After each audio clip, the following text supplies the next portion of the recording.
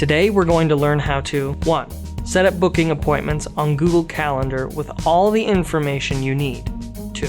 Manage multiple calendars so you can embed one on a website but still keep your client's information private. 3.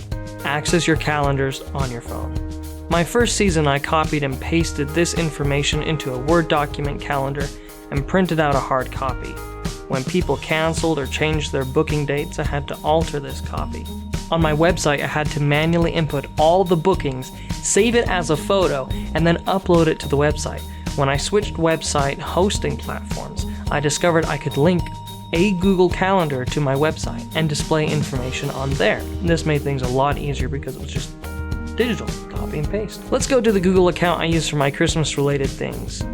Here we click on the calendar icon and it takes us to the proper place.